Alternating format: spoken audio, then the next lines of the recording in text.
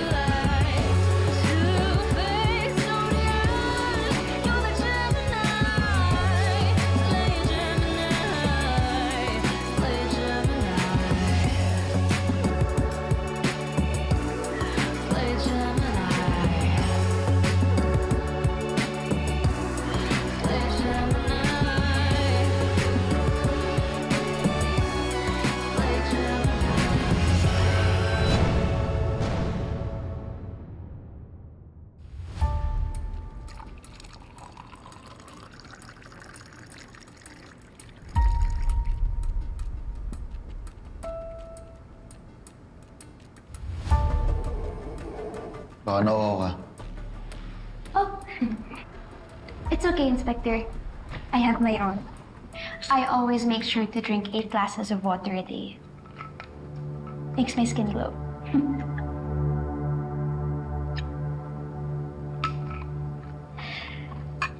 By the way, Inspector, I know my rights. Did I mention a while ago that I'm studying law? Yung tungkol sa sunog. Res est paliquitir. That is Latin for the thing speaks for itself. Nagkaroon ng sunog sa gym, nadamay si Zach. That's all I know.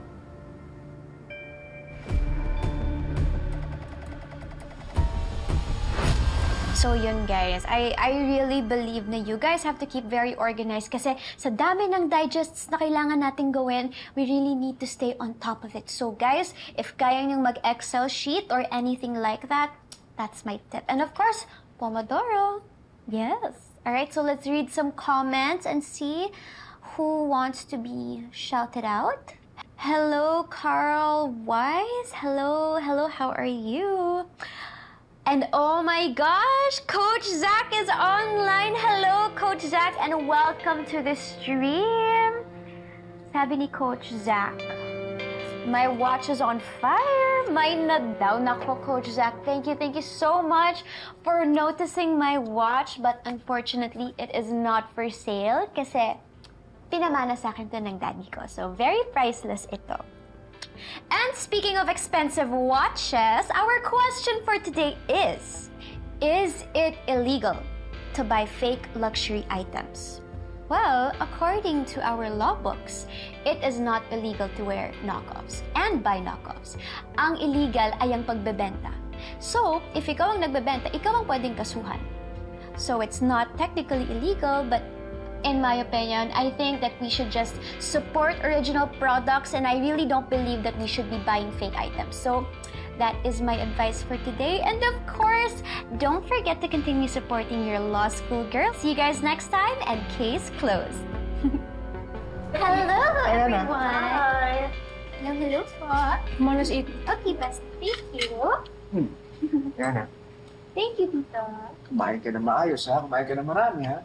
Nakapumayat ka at binibig pa naman sa akin ng tabi mo. Finally, how is Charlie? Punta ba siya sa wedding ni Amelie? Well, Tita, he said he'll try daw po.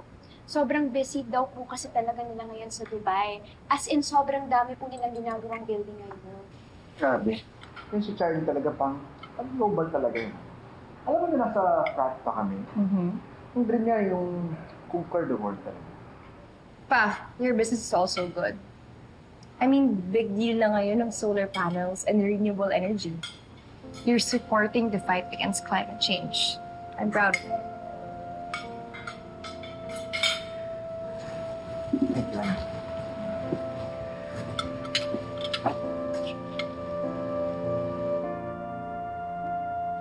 I miss Dad tuloy.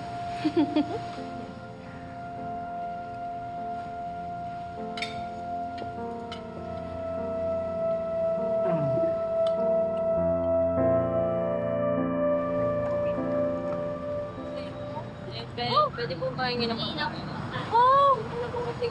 Okay, yes, of course, sure. Naku, are you guys hungry na ba? Here is 200, ha? Para may pang soft drinks ka pa. If gusto mo ng soft drinks, okay? Aking bagay ng medal. Okay, here. Okay, mag-aral kayo mabuti, ha? Opo. Opo, I love you. Oh, hi! Okay. Thank you po. So, Papi. Thank you po. Ay, thank you po. You guys study well, okay? Salamat po. Okay, ingat. Ay, Miss. ay. Miss. Kuya, I'm so sorry. Wala na akong cash. Gusto niyo online lang. Hindi ako pulubi. Waiter ho ako dito. Oh, hi, Kuya Waiter. Hello. Yana. Gabo, anak ako ni Mang Lito. Yung driver niyo noon. Oh, I'm just really so sorry. I don't think I remember. Yes? Oh, hi guys! Hello. You guys are here na pala. Hello. Fred ba? Fred po?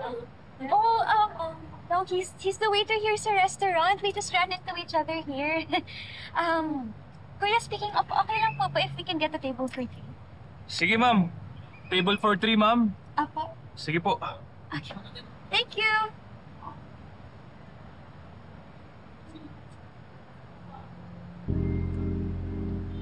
Kala ko friend mo yun. So not you. Wala namang mali if he has a friend na waiter. I mean, he looks nice. Yeah, but I mean like, it's Yana we're talking about. Okay, remember nung college tayo, when she entered the pep squad, wala kaya siyang kinakausap nun, wala siyang friends. Papi naman yung walang friends. Alam mo, Dad just told me to be careful with the people I choose to be friends with. Yeah, well, I guess you chose the right people. Perfect. Not like that.